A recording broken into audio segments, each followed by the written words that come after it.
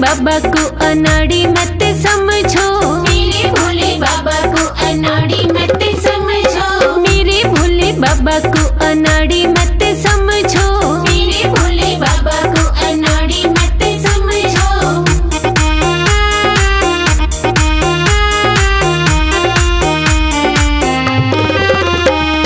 मेरे भोले बाबा के हाथों में डमरू, मेरे भोले बाबा के हाथों में डमरू, मेरे भोले बाबा के हाथों में डमरू, मेरे भोले बाबा के हाथों में डमरू। डमरू को देख के मदारी मत समझो, डमरू को देख के मदारी मत समझो, मेरे भोले बाबा को अनाड़ी मत समझो, मेरे भोले बाबा को अनाड़ी मत समझो।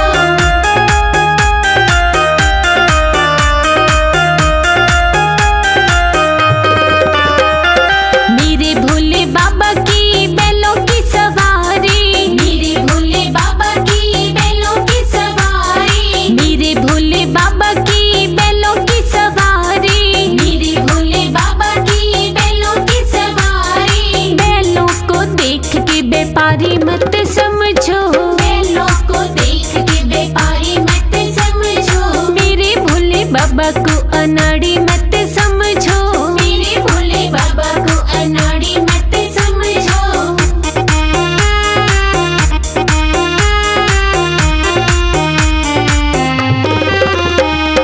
मेरे भोले बाबा के अंग भभूति, मेरे भोले बाबा के अंग भभूति, मेरे भोले बाबा के अंग भभूति, मेरे भोले बाबा के अंग भभूति। भभूति को देख के जोगी मत समझो, भभूति को देख के जोगी मत समझो, मेरे भोले बाबा को अनाड़ी मत समझो, मेरे भोले बाबा को अनाड़ी मत समझो।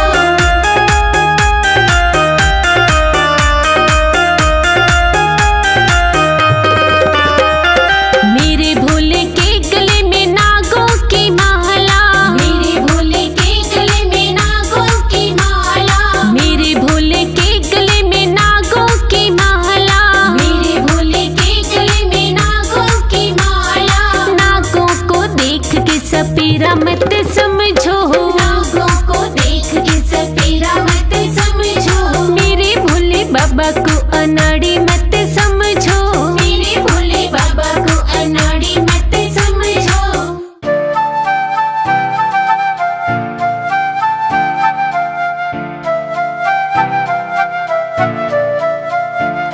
भोले तेरे चरणों की गर धूल जो मिल जाए, सच कहती हूँ बाबा तकदीर बदल जाए, भोले तेरे चरणों की।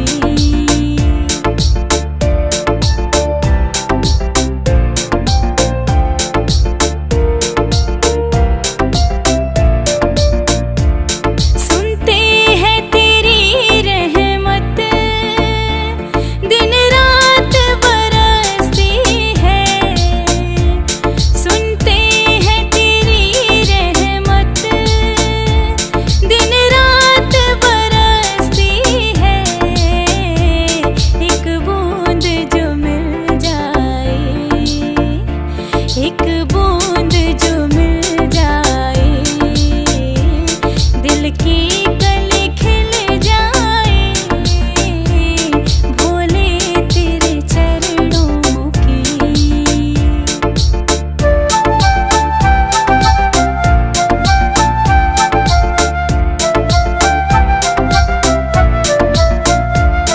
ये मन बड़ा चंचल है, कैसे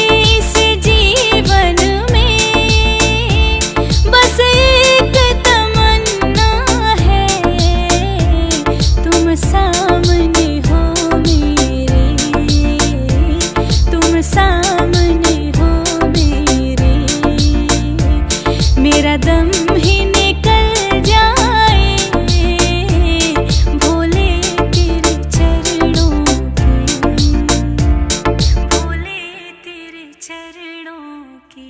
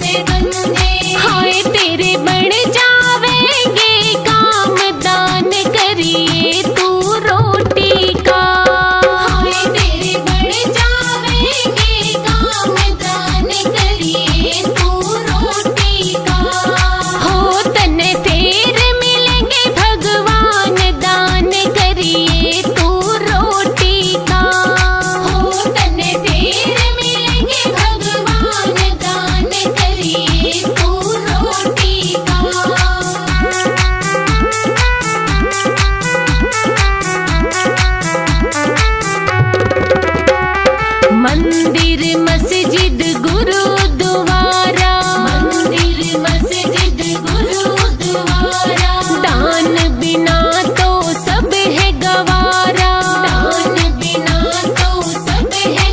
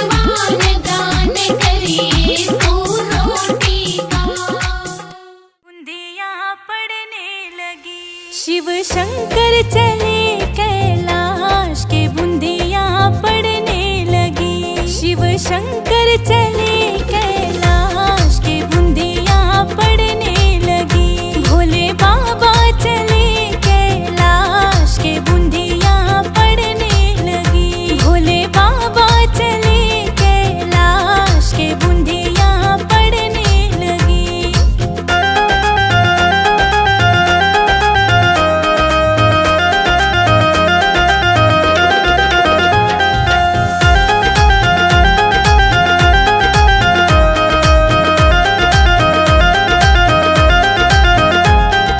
गोरा जी ने बो दई हरी हरी मेहंदी। गोरा जी ने बो दई हरी हरी मेहंदी। भोले बाबा ने बो दई भांग बूंदिया पड़ने लगी। भोले बाबा चले कैलाश के बूंदिया पड़ने लगी।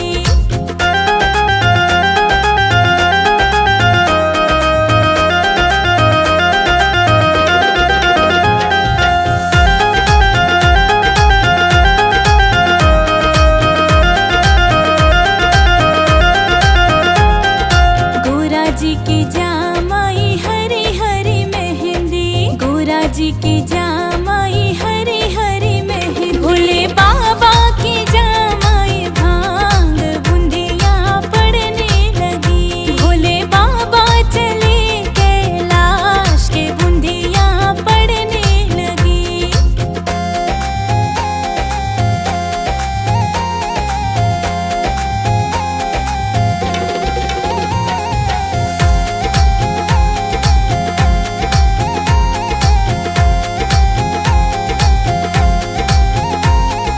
गोरा जी की पक गई हरी हरी मेहंदी।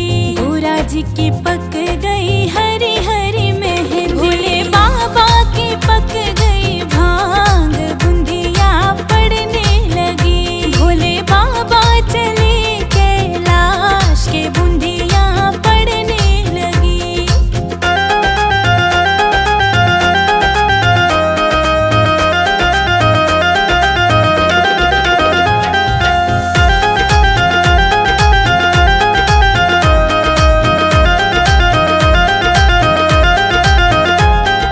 गोरा जी ने काट लई हरी हरी मेहंदी।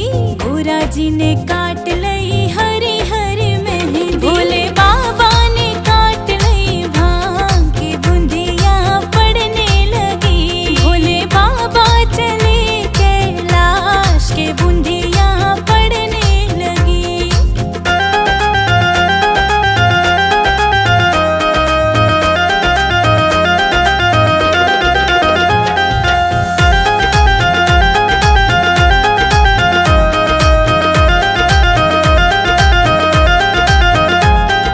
गोरा जी ने पीस लई हरी हरी मेहंदी। गोरा जी ने